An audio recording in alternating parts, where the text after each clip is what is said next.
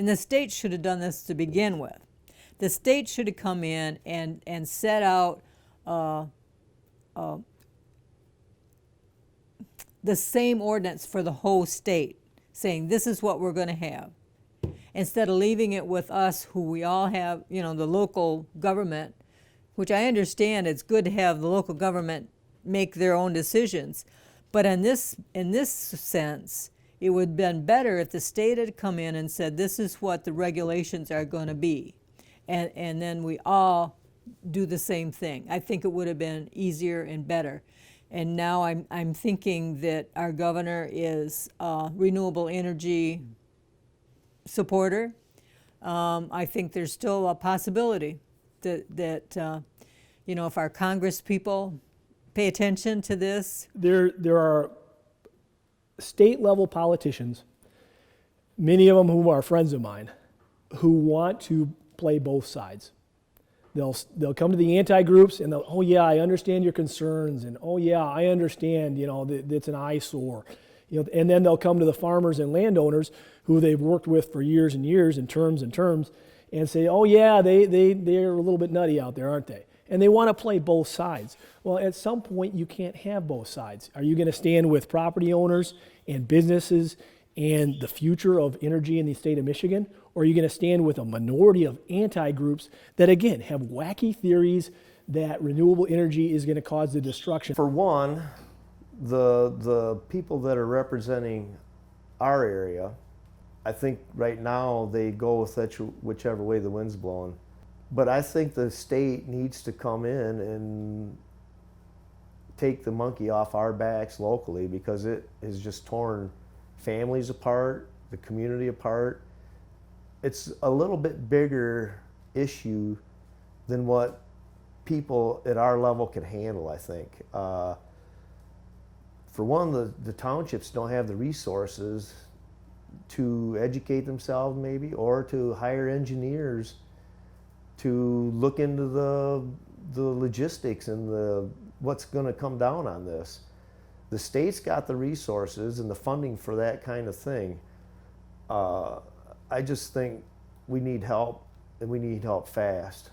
I think it worked well in Gratiot County because it was at the county level, and calmer heads prevailed. You had farmers and people that work for a living that had some common sense, and it worked very well. It would have been nice if the county guys would have picked it up, and that's what they did in Gratiot, and then they could put together something easier. But we had every township making up their own.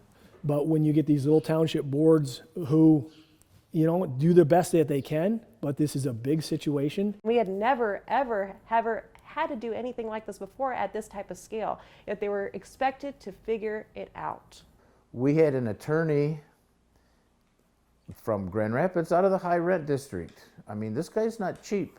And he told us, you can't do this. We've been told and told time and time again, you cannot make a restrictive ordinance that tells the wind people to go away. You can't do that. You can make it so they got to jump through a lot of hoops, but you can't tell them no, because it's a legal business.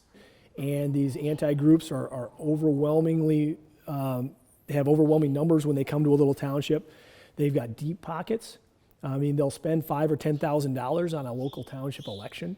At our township meetings, a lot of the times we would go and the anti-people would have the room filled, and there wouldn't be hardly any pro people there. And a lot of times the pro people were farmers. And a farmer puts in 12 hours a day, what's the last thing he wants to do at night? Go to a township meeting or something. And a lot of farmers just aren't outspoken. They're quiet people, they want to mind their own business, and they don't like making waves. Well, I believe that there are people that were opposed to this that believe now that it's settled, but I don't. I'm wondering that it's not settled.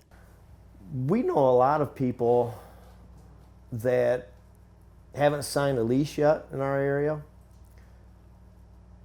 Some of them, well, it's like our farm, we didn't sign ours up because of conflict of interest. In the positions we were in, we decided to hold off to sign. But there's some of these people that they don't want their neighbor to know that they've signed. They want to wait until everything's cleared and the dust is settled, and then they're going to sign their land up. And I think there's quite a few people that are like that in our area. Windmills aside, I find it appalling of how people have been treated as a township board member who've been serving the community for years. They've just been ridiculed and thrown under the bus. And now they just feel like they've been abandoned. And I just feel like, where was the legislators and all that, the higher ups, when this was all going down to help these people out and kind of calm the flames a little bit? But they didn't. They just let it play out.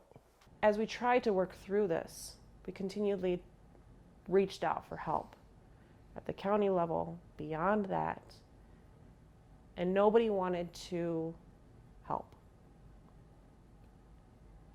Everybody wanted to keep their hands off of it because election was coming up or because it was a hot topic, and they didn't want to deal with it.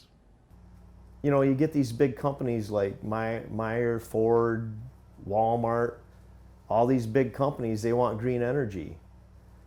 Where's the green energy going to come from?